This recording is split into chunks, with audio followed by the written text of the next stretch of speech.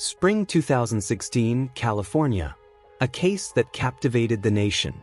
In the spring of 2016, a story began to unfold in California that quickly captured the attention not only of local residents but of the entire country.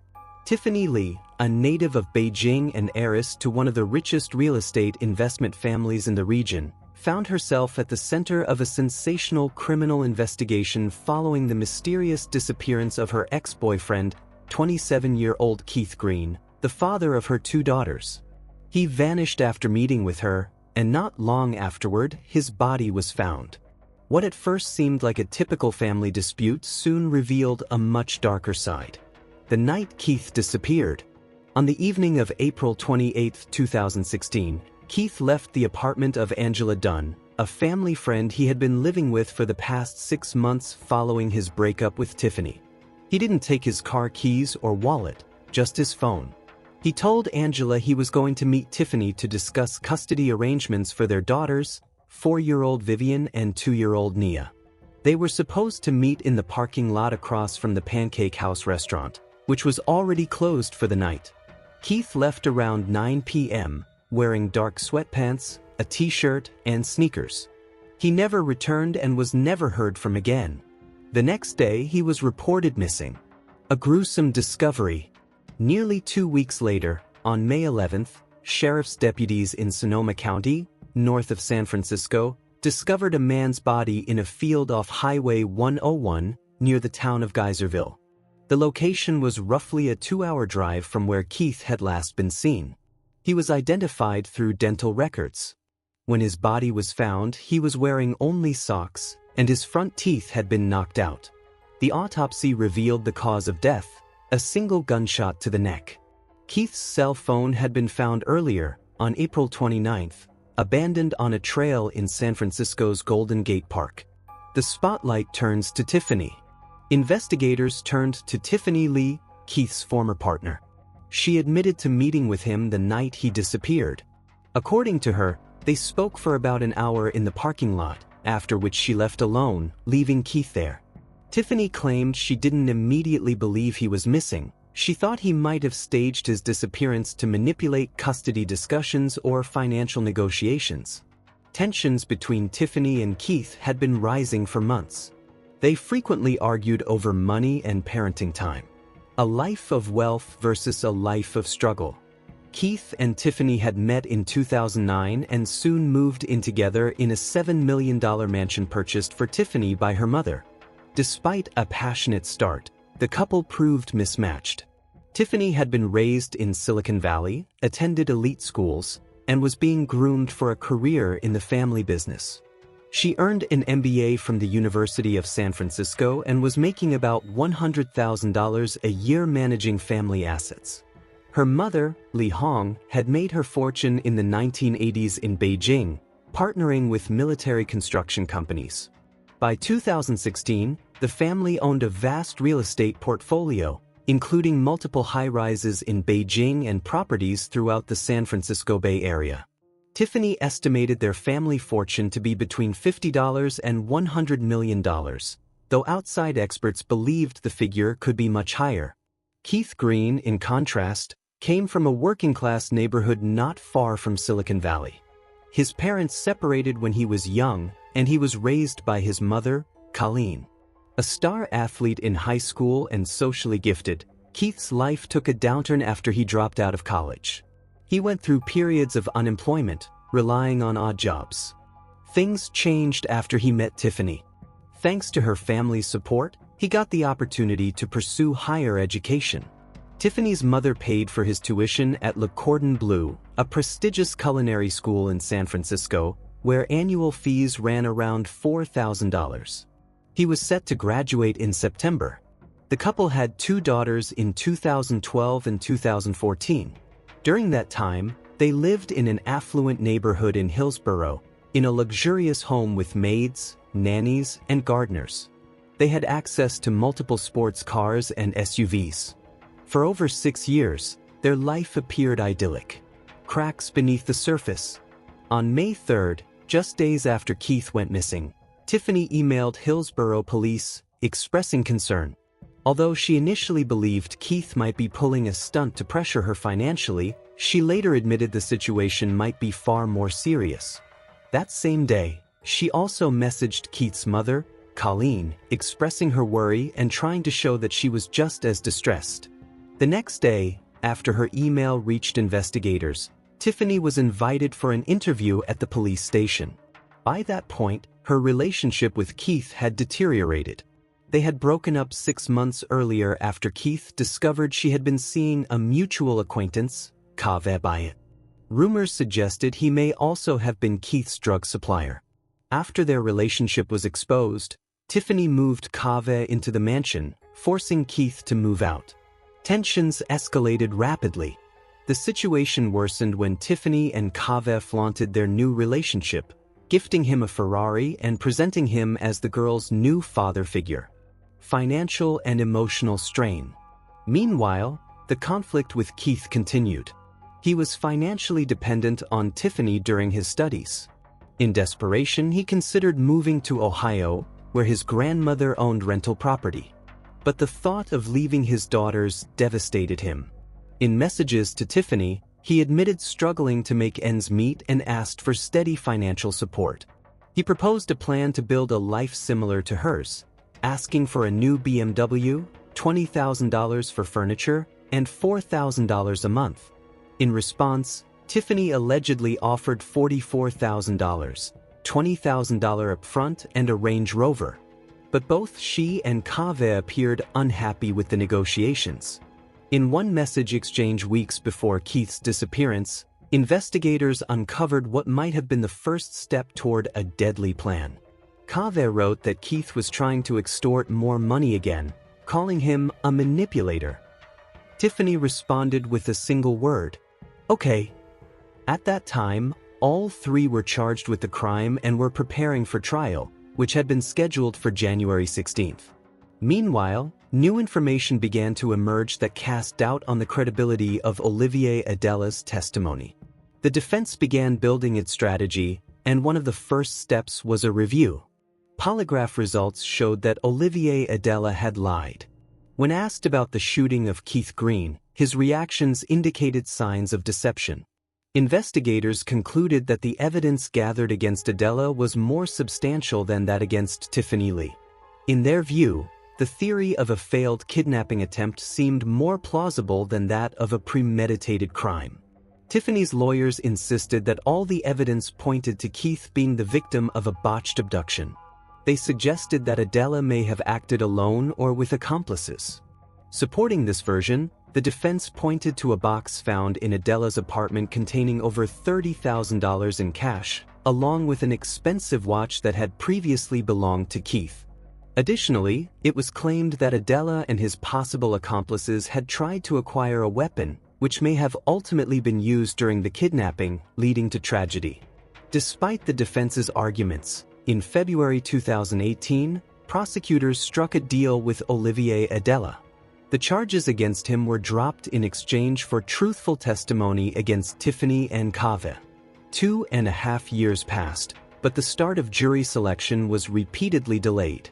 In the spring of 2019, a new delay occurred. Tiffany required treatment for breast cancer. By that time, Adela's attorneys had secured his release. His time served was credited toward his sentence. However, shortly after his release, he was rearrested by U.S. Diplomatic Security Service agents. He was charged with providing false information when applying for a passport. It turned out that the name Olivier Adela was fictional, as was most of his biography. Agents discovered that he had moved from Côte d'Ivoire to France, where he obtained a fake passport under the name Adela. In 2002, he came to the U.S. using forged documents and later obtained an American passport by claiming to be French by birth. Soon after arriving, he married. His first wife, as later emerged, knew he was hiding his past. She also claimed he had been aggressive, had threatened her and her family, and that they had never officially divorced. The woman stated she had been hiding from him since their separation, fearing for her life. According to her, he lied about everything: his education, background, and achievements. She claimed the real Olivier Adela was a con artist named Mustafa Cha. In her opinion, he should have been the one on trial, not those currently being prosecuted. She believed the truth had been obvious from the start. There was a theory that the case could have involved a kidnapping attempt, since Keith's body was found in the trunk of a car without an emergency release handle inside.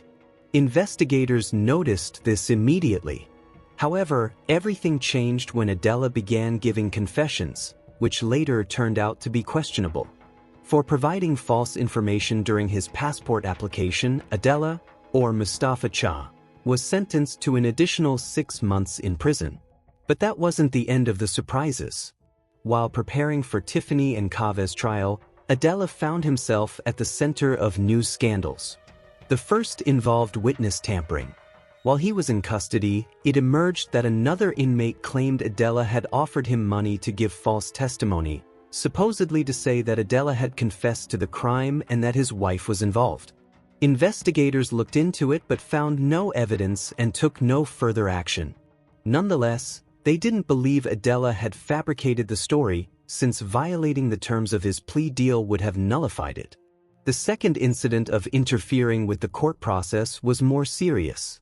One of the conditions of Adela's release was to refrain from using social media or contacting anyone involved in the case. However, it was discovered that he had tried to reach out to an ex-girlfriend who was preparing to testify for the defense. Suspicions arose that he was trying to find out what she planned to say about him. Adela's plea deal effectively fell apart. When the district attorney's office decided not to call him to the stand, his testimony became too vulnerable. There were simply too many reasons to doubt his credibility. This significantly changed the course of the case. Everything had revolved around the prosecution's key witness. Once he was ruled out, the prosecution's strategy shifted dramatically. The loss of trust in him dismantled the original case structure and turned the proceedings into something entirely different. For 3 years, the case had been built around his statements. Now, they no longer mattered. When the trial finally began, Tiffany and Kave were tried together. Prosecutor Steve Wagstaff stated that despite losing their main witness, the prosecution remained confident. While the defense argued that the entire case rested on Adela's word, the prosecution claimed otherwise, insisting they had additional evidence. The jury trial began in September 2019. Despite the prosecution's claim that the crime occurred in the garage of Tiffany's Hillsborough mansion, no bullet marks or shell casings were found.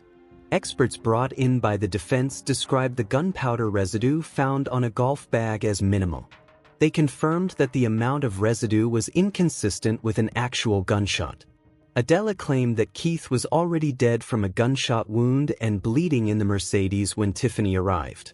However, no blood or DNA was found in the car's interior, even after 2 thorough examinations.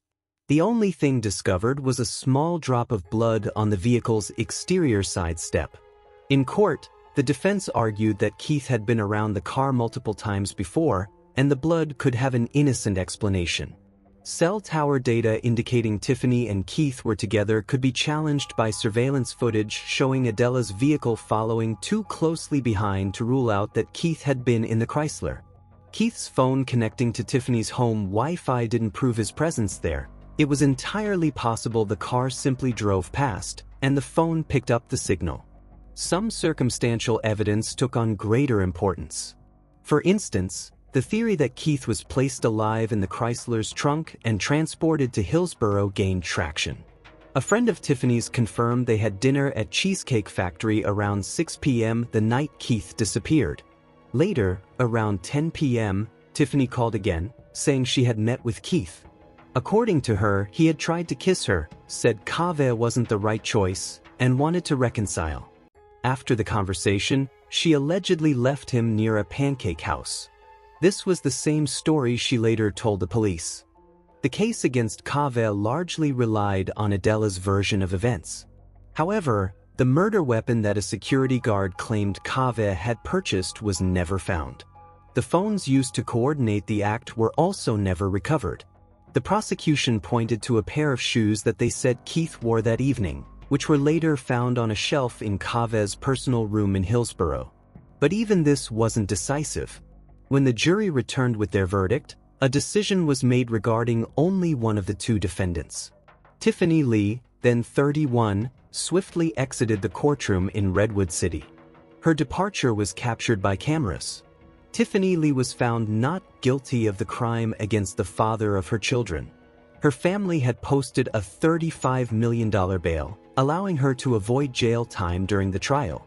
After the verdict, she was immediately released and permitted to leave the country, which she did. Keith Green's relatives said they had known Tiffany for 6 years and considered her cold and cruel, both toward them and toward Keith. The jury deliberated longer in Kaveh Bayat's case.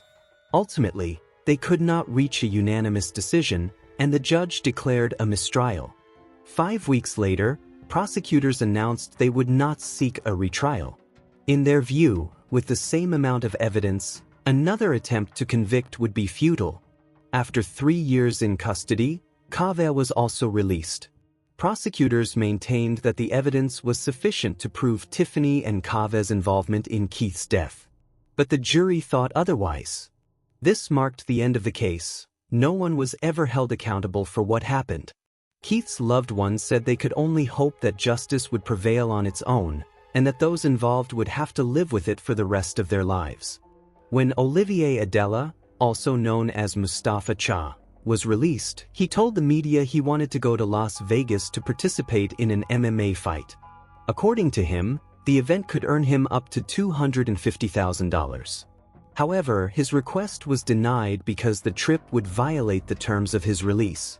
He was eager to talk about his sports career but refused to speak about his involvement in Keith Green's case. Journalists pointed out that while Keith's loved ones searched for him for days, Adela likely already knew what had happened and where the body was.